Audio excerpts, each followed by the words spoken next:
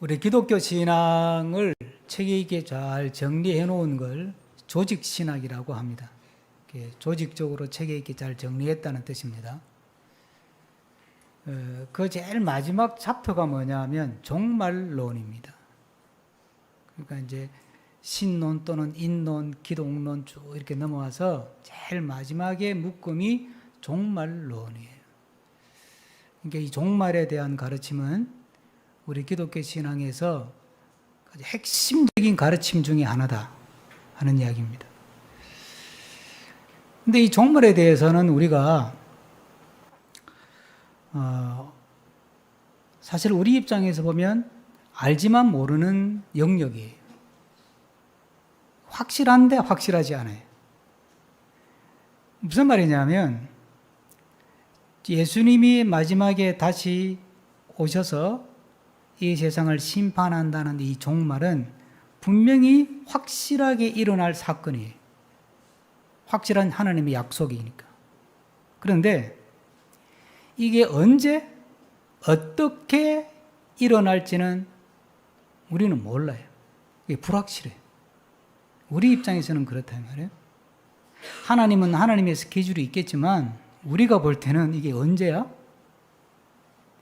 그러니까 요즘처럼 이렇게 막 기후가 시끄럽고 또 뭐 여러 가지 환경 문제나 경제 문제나 어렵잖아요. 뭐 전쟁 나고 이러면 이 또 종말을 강조하는 사람들이 이걸 가지고 종교적인 사기를 쳐요. 이걸 막 지나치게 강조해 가지고 사람에 겁을 주고 공포심을 조장해 가지고 아주 못된 짓을 해요. 분명히 일어날 사건인데 이건 하나님의 분명한 약속인데 아직도 언제 일어날지를 모른단 말이죠. 그러니까 이 종말이라고 하는 것을 가만히 보면 아직 이루어지지 않았는데 언제 이루어질지도 모르는 하나님의 약속이에요. 그러니까 우리 하나님 믿는 사람들은 언제 이루어질지 모르는 약속을 붙들고 사는 사람들이에요. 이건 종말뿐만 아니라 아브라함이 경험한 것처럼 하나님이 아브라함에게 너에게 많은 자손을 주겠다. 그리고 너가 지금 살고 있는 이 가나안 땅을 내가 너에게, 너의 민족에게 기업으로 주겠다. 약속을 했어요. 그런데 지금 현재는 어때요? 자식이 있어요, 없어요?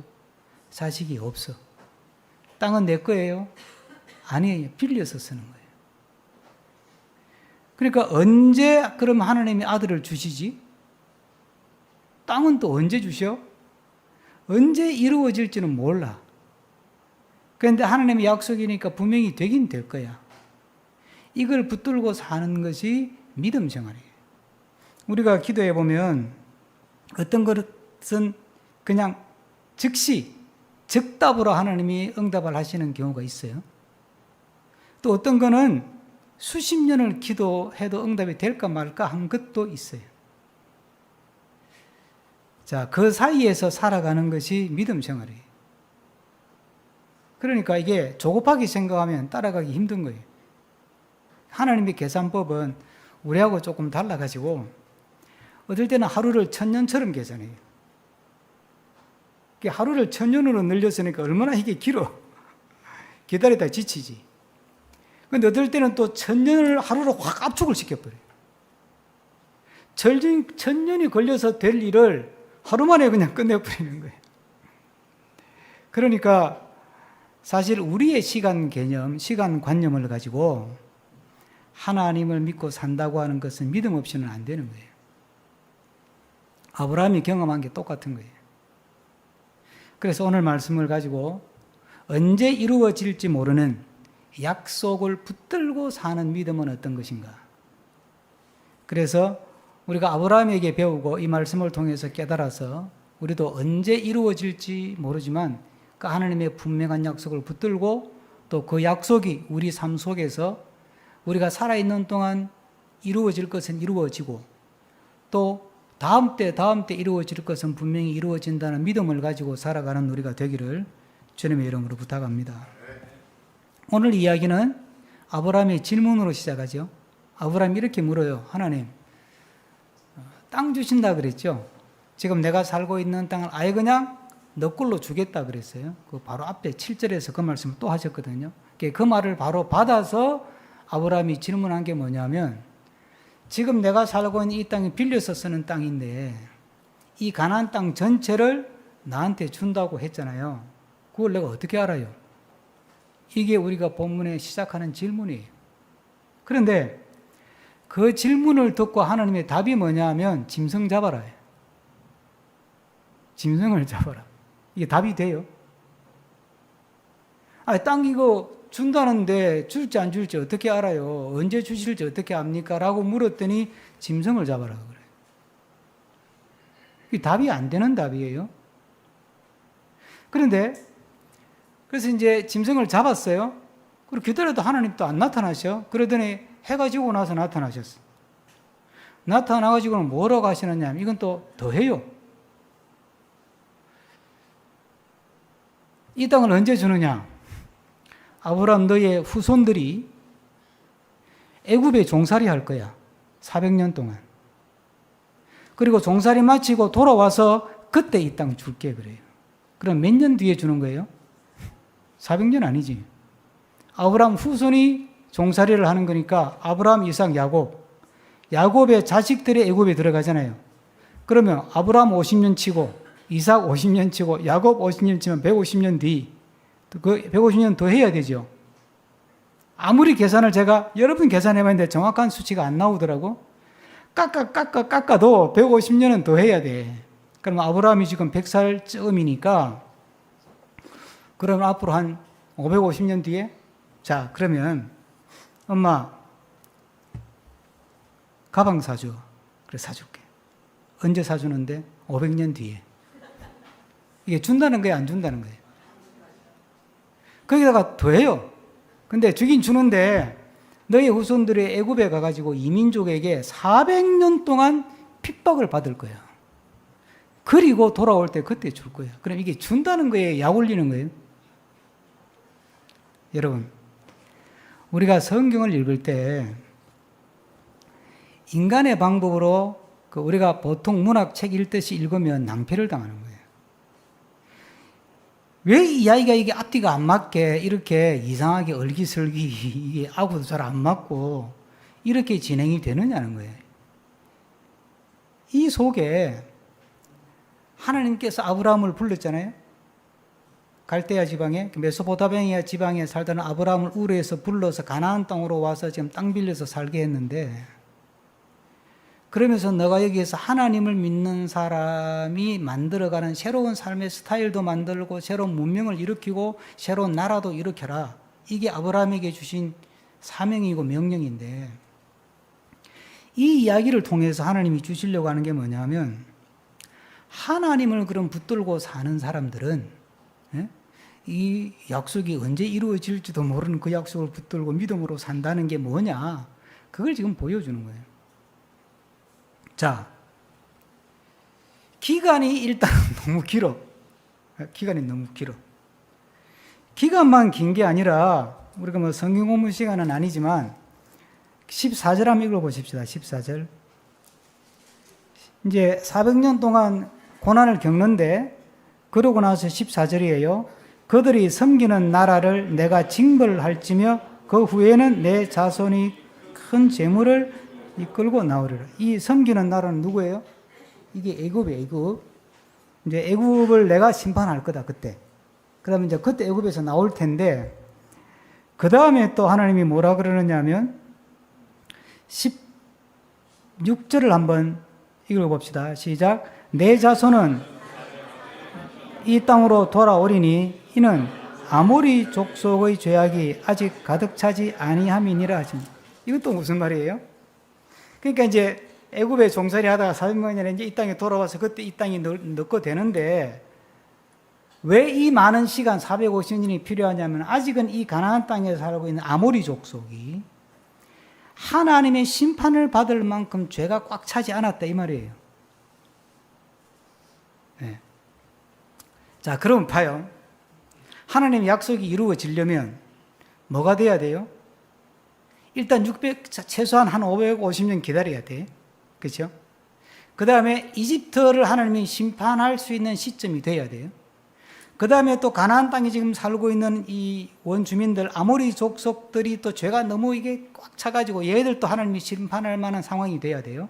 자, 그러면 세계사 공부를 조금만 해보면 바로 이 시기가 우리가 아는 아시리아라는 나라, 메소포타미아 북쪽이죠. 그 다음에 이 아브라함이 살았던 아래쪽은 바벨론이라는 나라예요. 고대 바벨론. 그 옆에는 엘람이라는 나라고, 그 위에는 메디아라는 나라고, 아시리아 조금 위쪽에는 그 페르시아라는 나라고 후대에 생겼어요. 아시리아 조금 아래쪽에 이스라엘 조금 북쪽에 있는 나라가 성경에 베니게라고 나오는데 그게 페니키아예요. 자, 이런 나라들이 지중해라고 하는 바다를 중심으로 열강들이 돼가지고 서로 막 각축전을 벌려. 서로 막 전쟁하고 난리가 났다고. 여태까지만 해도 아직 유럽 쪽 있잖아요. 유럽, 이탈리아, 그리스, 미케네 문명이라는 유럽, 이게 로마, 얘들은 아직은 힘이 별로 없을 때예요. 이때까지만 해도. 그러니까 얘들은 아직은 잔챙이들이고, 큰 제국들은 이집트, 아시리아, 바벨론, 그리고 베니키아, 엘람, 메디아 이런 나라들이 굉장히 강대국들이에요. 그 당시는. 이 나라들이 서로 정복 전쟁하면서 막 싸우고 쳐들어가고 땅을 뺏고 뺏기고 막 계속 그러면서 역사가 막 격동의 시간들을 보내요. 그런 와중에 아브라함이 지금 살고 있는 이 가나안 땅은 셈족 계열의 아모리족이 주둔하고 있는 땅이에요. 이게 막 서로 이제 전쟁을 하는 와중에 어느 순간에 아모리족이 멸망을 당하거든. 그게 바로 아브라함의 후손인 이스라엘 백성들의 애굽에서 나와서 가나안 땅을 차지할 시점이에요. 그러니까 모세가 이스라엘 백성들을 이끌고 나와가지고 가나안 땅을 정벌할 시기는 이 가나안 땅에 있던 아모리 족속들이 막 열강들이 막 싸우는 와중에 여기 치고 저기 치고가 정신이 없어가지고 완전히 사분오열돼가지고 별로 힘을 못 쓸 때야. 그러니까 애굽에서 나온 이스라엘 백성들이 사실은 오합지졸 아니에요, 이게. 애굽에서 종살이를 400년 하다가 광야에 40년 헤매다가 왔는데 뭔 싸움을 할 줄 알겠어요, 전쟁을. 무기도 별로 없고. 예? 그런데도 가나안 땅을 정벌할 수 있었던 거는 가나안 땅에 살던 아모리 족속이 워낙 죄가 많고 지네들끼리 싸우다가 자기들끼리 다 그냥 막 파산 직전이야. 그러니까 전쟁이 쉬운 거지. 자, 제가 무슨 얘기를 하려고 하느냐 하면 하나님의 약속, 하나님의 일하심은요, 아브라함에게 너 땅 줄게. 요 간단한 이야기죠. 이렇게 단순하지 않아요. 하나님 일하시는 거는 굉장히 큰 그림을 가지고, 예? 고대 근동지 지역의 역사를 움직이는 그 거대한 전쟁들 많잖아요. 그 큰 그림 속에서 또 굉장히 변수가 복잡한 거예요. 예?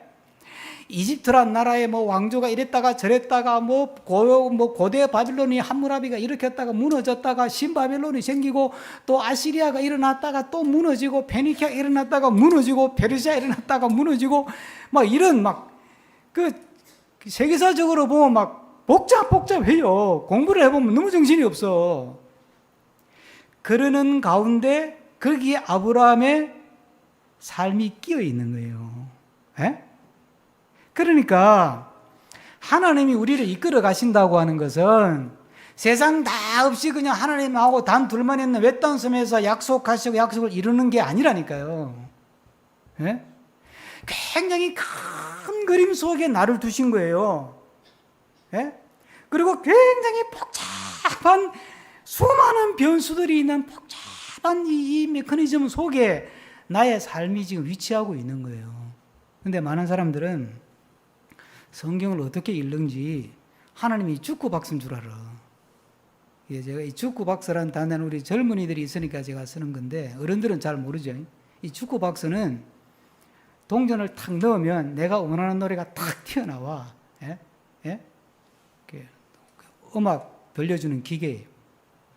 그러니까 하나님도 이렇게 탁 집어넣으면 답이 탁 튀어나오고 하나님을 이렇게 단순하게 생각하면 안 된다는 거예요. 하나님은 죽구박스가 아니에요. 하나님은 하나님 나름대로 하나님의 계획이 있고 하나님의 그림이 있는 거예요. 그리고 하나님의 시간표가 있고 하나님의 호흡이 있어요. 그게 굉장히 크고 우주적이에요, 우주적.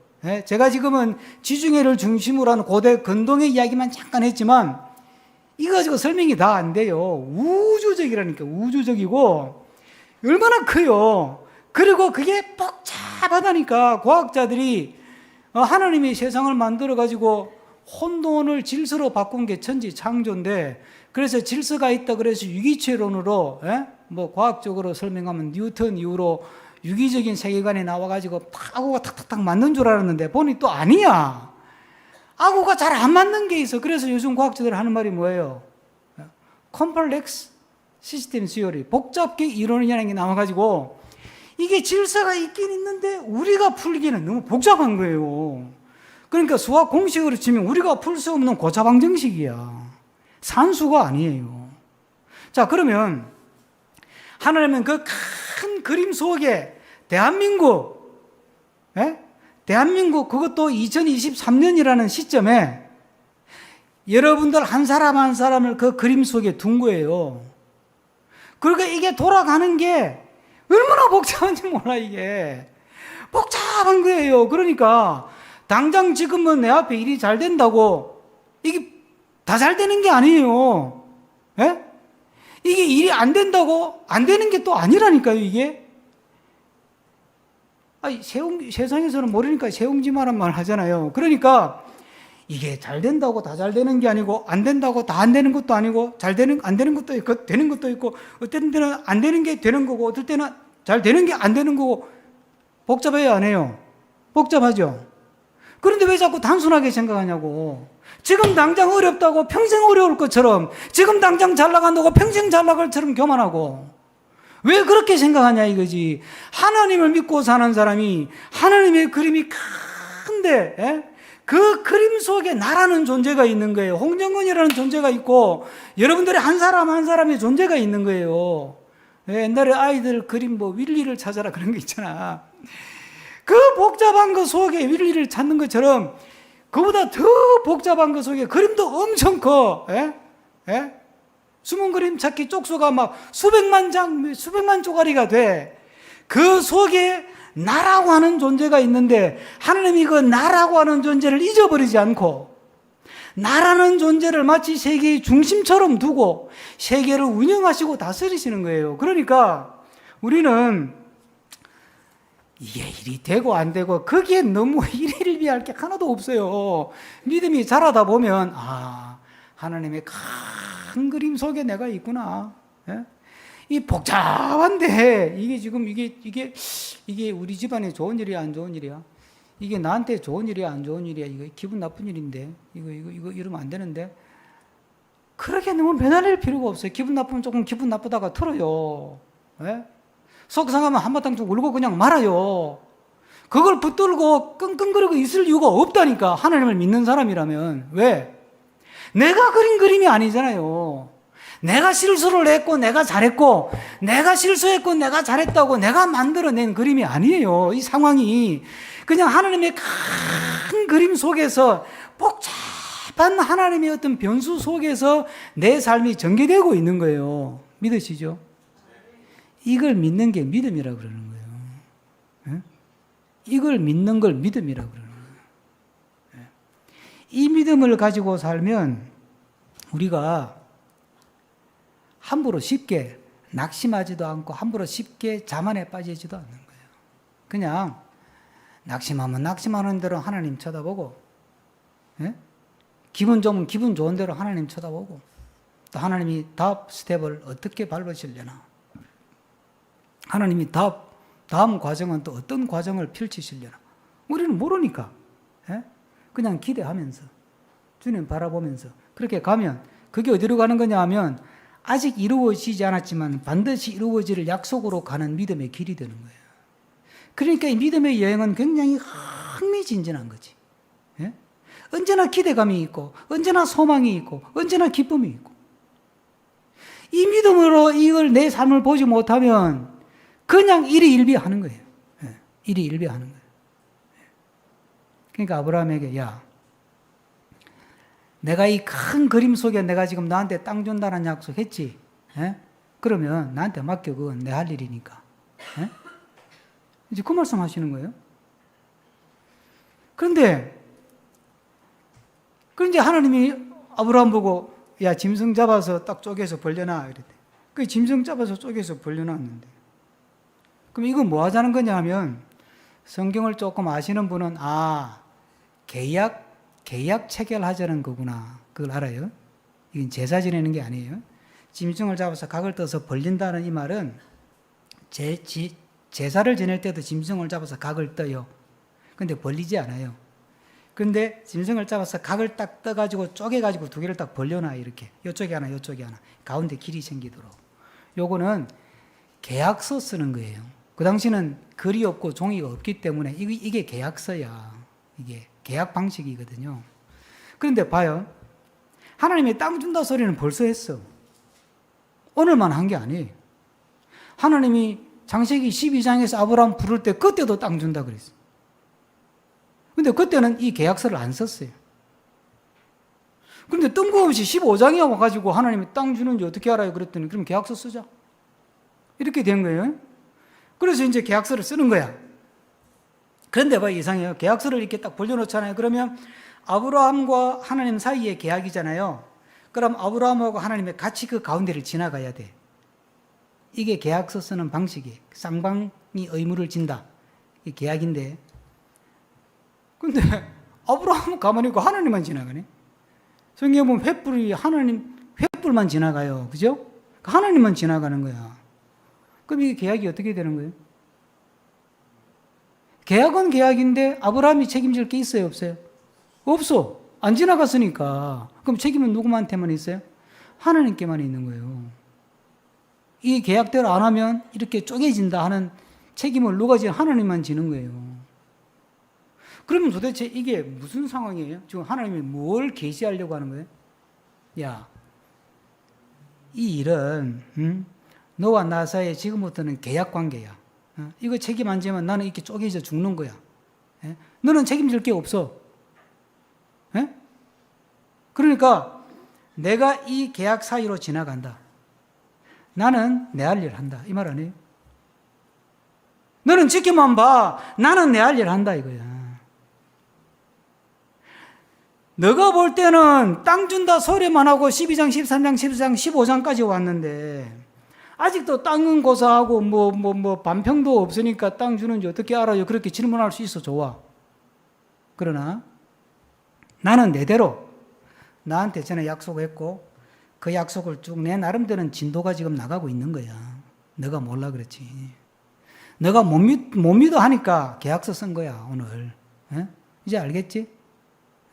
그러니까 그렇게 알아. 이제 그 이야기예요. 내가 너한테 땅을 준다고 하는 약속은 이 계약의 사항이야. 그리고 이 계약은 쌍방의 의무를 지는 계약이 아니고 나 혼자만 책임을 지는 편무 계약이야. 그러니까 이제 책임질 일은 나만 있어. 나는 내 할 일 해. 걱정하지 마. 여러분, 우리는 자꾸 하나님이 할 일을 우리가 하려고 그래요. 땅 준다 그러면 내가 자꾸 땅을 차지하려고 정복정쟁 가자 이런다니까. 그래서 인간적인 방법으로 막 사업을 벌린다니까요. 하나님은요, 우리가 일을 잘하는데 큰 관심이 없어요. 제가 우리 교인들한테 이 이야기를 수도 없이 했어요. 우리는 실적주의, 성과주의, 업적주의 사회에 살잖아요. 자본주의 사회니까. 성과를 못 내면 점수를 못 받고 그럼 승진도 못 받고 월급도 못 오르고 담담 잘리고 공부를 못하면 엄마한테 지어 박히고 그러니까 어쨌든 성과를 내야 돼. 점수를 내야 돼. 뭐 컨닝을 하든지 도둑질을 하든지 사기를 치든지 이중장부를 쓰든지 뒷거래를 하든지 그래가지고 성과를 내야 되는 거예요. 그런 식으로 교회를 한다니까 하나님 일을. 뭔가 하여튼 막 교회를 개척했으면 빨리 예배당을 크게 지어야 되고 그래야 이게 뭔가 하는 것 같고 뭔가 교회 믿음 생활을 했으면 뭔가 막 돈을 벌어서 헌금을 많이 하든지 뭔가 막 교회 막 큰일 성경관 하나 짓는데 재산 막 바치고 막 나도 선교사로 간다 그러고 뭔가 막 굵직굵직하게 눈에 보이는 일을 이루어야 된다는 강박관념이 우리 속에는 있는 거예요. 하나님이 야 그거 아니야. 그거 아니야. 내가 뭐가 부족해서 너를 불렀겠어? 내가 돈이 없어. 어? 예? 내가 능력이 없어. 내가 가진 게 없어. 하나님은 다 갖고 있잖아요. 영광이 충만하고. 그런데 우리가 뭐 영광을 돌릴 게 더 뭐가 있어요. 이미 하나님의 영광 그 자체인데 우리가 뭐 영광 돌릴 게 있어요. 그런데 우리에게 하나님께 영광 돌리라고 하는 거는 우리 잘 되라고 하는 거예요. 하나님이 뭐 돈이 필요합니까? 하나님이 생각하시면 뭐 돈 보따리 하늘에서 쏟아 부어도 붓지. 그러니까 하나님은 하나님 하시려 지금 하고 있어요. 예? 하나님 진도 나가고 있다니까. 그 우리가 느끼기는 어때요? 답답해 미치겠는 거야. 하나님 일을 하는 거야, 안 하는 거예요, 지금? 예? 하나님 약속해놓고, 말해놓고, 지금, 이거 언제 약속이 이루어요, 이거? 우리는 답답해 미치겠어. 그러니까 하나님이 손 놓고 있는 것 같아. 어떨 때는 막 손 놓고 있는 정도가 아니라 하나님이 그냥 무책임한 것 같고, 나를 내버리신 것 같고, 나를 그냥 잊어버리신 것 같은 생각도 막 들 정도로, 뭐 되는 게 없어, 뭐가. 예? 진도가 안 나간다니까요? 그게 하나님하고 나하고 계산법이 다르다니까. 하나님 어떨 때는 하루를 천년같이 늘려버린다니까? 어떨 때는 천년을 하루같이 확 압축시켜버리고, 예? 어떨 때는 지네처럼 기억하고, 예? 어떨 때는 사자처럼 뛰어간다 이 말이에요. 지네처럼 기억하는 그럼 우리는 못 느끼잖아요. 그러니까 우리는 답답한 거예요, 그냥. 근데 성경은 뭐라 그래요? 나는 너하고 약속 지키기 위해서 지금도 졸지도 않고, 예? 주무시지도 않는다. 성경 그렇게 말하잖아. 예? 나는 너하고 약속을 지키기 위해서 너를 돕고 내 약속을 지키기 위해서 존 적도 없고 잔 적도 없다 내가. 항상 깨어 내가 너와 함께 했고 너에게 불기둥 구름기둥 너가 알든 모르든 햇빛을 주고 비를 내리고 구름을 띄우고 나는 내 할 일 다 하고 있는 거야. 예? 그거 못 믿겠냐? 그거 제발 좀 믿으라 지금 그 말씀 하시잖아요. 그런데 우리가 힘든 이유는 뭐냐면 이게 그냥 가만히 보고만 있어. 그럴 때 가만히 보고만 있으면 좋은데 짐승 탁 잡아서 벌려놨는데 가만히 보고만 있으면 기다릴만 하지. 그런데 이 생선 고기 냄새 맡고 솔개가 이게 날아와가지고 이거 쫓아 먹으려고 그러는 거예요. 그럼 이 계약서가 찢어지잖아. 그러니까 이게 솔개를 쫓아야 돼. 힘들어 죽겠어, 이 더위에. 그러다가 시간은 가는데 하나님 나타나지도 않지. 그러니까 또 너무 졸리는 거야. 그래 꾹꾹 졸아요 또. 그러다 해질 때쯤 되니까 막 갑자기 해가지고 어두움이 들려오니까 막 마음에 그냥 큰 허감이 밀려온다 이렇게 돼 있어요. 큰 허감과 두려움이 마음에 확 밀려오는 거예요. 그러니까 이게 아브라함 입장에서는 그걸 다 받아내야 되는 거예요. 그걸 다 받아내면서 내 자리 지키는 거예요. 그거 얼마나 어려워. 그게 우리가 볼 때는 우리를 단련하고 시험하는 과정인데 힘들지. 그러나 중요한 것, 하나님은 지금도 하나님이 일을 하고 있다. 하나님은 지금도 하나님의 계획에 따라서 하나님의 진도를 쭉 나가고 있어요. 그것이 때로는 고난이고, 그것이 때로는 기쁨이고, 그것이 때로는 험한 산길이고, 그것이 때로는 꽃피는 들판이고. 어쨌든 하나님은 그 사건 사고를 통해서 하나님 하실 일을 꾸준히 하고 있어요. 지금도 하고 있어요. 걱정하지 마세요. 멈춘 적이 없어요. 하나님의 시간표는 한 번도 멈춘 적이 없고 지금도 그 시간표는 돌아가고 있어요. 우리가 그걸 못 믿어가지고 자꾸 멈칫해가지고 시기가 멈추고 뒷걸음질 치고 의심하고 불평하고 원망하고 그러는 거지, 하나님은 우리가 그러나 마나 그냥 하나님 하실 일을 하는 거예요. 탕자의 비유가 뭐예요? 아들이 아버지 재산 가지고 막 재밌게 잘 놀고 쓰고 막 즐기고 그럴 때도 아버지는 문 밖에서 기다리고, 이 아들이 돈 다 떨어져 가지고 생고생을 할 때도 아버지는 밖에서 기다리고, 그렇죠? 돌아올 때 그때 그 아들을 품어주잖아. 그게 하나님이 하시는 일이에요. 하나님은 지금도 변함없이 졸지도 않고 주무시지도 않고 하나님의 진도를 나가고 있어요. 그걸 믿음으로 그 약속을 붙드는 우리가 될 수 있기를 축복합니다. 그러니까 아브라함이 하는 일은 그거라니까요. 짐승 잡으라 그러면 짐승 잡아야지 뭐. 짐승 잡아서 쪼개고 또 솔개가 날아들면 솔개를 막 휘 하고 쫓아야지. 잠이 오면 안 자려고 막 허벅지를 꼬집든지 그래도 뭐 깜빡 졸면 또 조는 거지 어떡하겠습니까. 그러다가 막 깊은 어둠이 확 몰려오고 두려움이 막 엄습하면 그걸 또 이겨내야지 뭐. 할 방법이 없는 거예요. 기도하고 찬송하고 예배하고 그것도 이겨내고. 예? 결국은 뭐냐면 아브라함이 할 일은 자기가 주어진 자리에서 자기 본분을 다 하는 거예요. 그거밖에 없다니까. 아프리카에 선교하러 간 선교사님이 오래전에 들은 간증인데 8년 하다가 돌아왔어요. 8년 동안 열심히 했는데 병이 걸려버려가지고 더 이상 어떻게 활동할 수 있는 상황이 안 돼서 돌아오셨는데 돌아오고 나서 몇 년 지났는데 자기가 선교했던 그 지역에 좋은 소식이 들린 거예요. 자기가 병이 걸려가지고 병원에서 막 치료받고 있을 때 자기를 간병했던 사람이 있었대요. 그 사람이 또 어쨌든 선교사니까 병원에 누워가지고도 예수님 믿으세요. 전도했을 거 아니에요. 그런데 안 받아들였대. 그랬는데 이제 본국 우리나라로 돌아와가지고 이제 있는데 몇 년이 지났는데 뭐 선교를 8년이 있었으니까 아는 분이 있을 거니 연락이 왔는데 아이고 선교사님 좋은 소식이 있습니다. 뭔데요? 그러니까 왜 선교사님 그 병원에 입원했을 때 옆에서 간병했던 사람이 있죠. 예. 그 사람이요 예수님 믿고 예? 제자 훈련 받고요 신학 교육 해가지고 목사가 돼가지고 다시 고향으로 돌아와서 전도를 열심히 해가지고 지금 교회를 몇 개나 세웠어요. 그러는 거예요. 누가 일한 거예요? 하나님은 하나님 진도 나간다니까. 선교사 입장에서 볼 때는 한 명도 회심을 못 시켰대. 세례를 못 줬대. 8년 동안. 그러다가 병이 덜컥 걸려버려가지고 도저히 회복이 안 돼가지고 철수했다니까. 그러니까 그 선교는 실패예요? 성공이에요? 실패지. 그 얼마나 자괴감이 크겠어.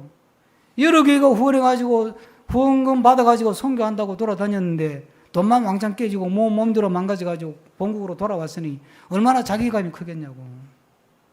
그런데 그게 아니더라는 거지. 예? 그게 아니더라는 게 자기가 할 일은 거기서 8년 동안 그렇게 버티는 거예요, 그냥. 예? 전도가 되든 안 되든 전도하고, 병 걸리는 거 병원에 누워가지고도 전도하고, 뭐 그러다가 이제 안 되니까 철수하는 게 그게 자기가 할 일이고, 하나님은 그런 과정을 통해서 하나님이 하실 진도를 쭉 나가고 있는 거예요, 그게. 그러니까, 결국 우리가 나에게 주어진 본분을 다 하는 것밖에 없는 거예요. 짐승 잡으라 그러면 짐승 잡고, 솔개가 덤비면 쫓아내고, 예? 졸음이 오면 졸음을 이기려고 애를 쓰고, 흑암이 오고 두려움이 배우면 기도하고 찬송하고 예배하면서 그 두려움을 쫓고, 그러면서 내 본분을 다 하는 거예요. 예? 사랑의 수고를 하고, 열심히 전도도 하고, 예? 그러면서 내 본분을 다 하는 거예요. 이 구본영이라는 사람이 쓴 책에 이런 글귀가 있어요. 이 구본영은 지금 세상 떠났는데 이 사람이 예수 믿는 사람인데 기독교 인문주의자예요. 그래서 안 믿는 젊은이들에게 구루급에 해당되는 사람이에요. 이 사람한테 사상적 영향을 받은 사람이 굉장히 많아요. 그런데 이제 인문주의에 너무 깊이 빠지다 보니까 기독교적인 색채는 많이 약해졌고 인문학적 색채가 아주 강해. 이 사람 책을 보면. 익숙한 것으로부터의 결별이라는 책을 통해 저는 처음 알았는데 그 뒤로 여러 책을 썼죠. 지금도 돌아가신 지가 꽤 몇 년 됐는데 지금도 이 제자들이 모여서 모임을 해요. 그 연구소 계속 변화경영연구소를 운영하고. 근데 이제 구본영이라는 분이 그 자기 책에다가 쓴 글귀예요. 길이 보이거든 사자의 입속으로 머리를 쳐넣듯이 용감하게 그 길로 돌진하여 의심을 깨뜨리고, 길이 안 보이거든 조용히 주어진 일을 할 뿐 하나님이 나를 어디로 데려다 놓든 그 곳이 바로 내가 있어야 할 곳. 이게 기독교 신앙이 없으면 이런 진리를 못 깨닫지. 예? 여러분, 일이 되고 안 되고는 하나님 소관이라니까요. 예. 그리고 나는 내 믿음의 자리를 지키고 내 본분을 다하는 거예요. 예. 예배하고, 기도하고, 복음 전하고, 이웃을 사랑하고, 예? 내 본분을 다하는 거예요.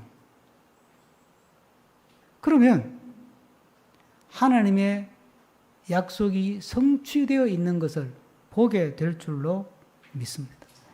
이 믿음으로 아직 이루어지지 않은 약속을 붙들고 그 하나님의 약속이 아름답게 이루어지는 것을 경험하고 보면서 살아가는 우리 모두가 되기를 축복합니다. 기도하겠습니다. 주신 말씀 생각하면서 한 1분 정도 한 마음으로 마음의 고백을 담아서 기도하겠습니다. 사랑해 주님 감사합니다.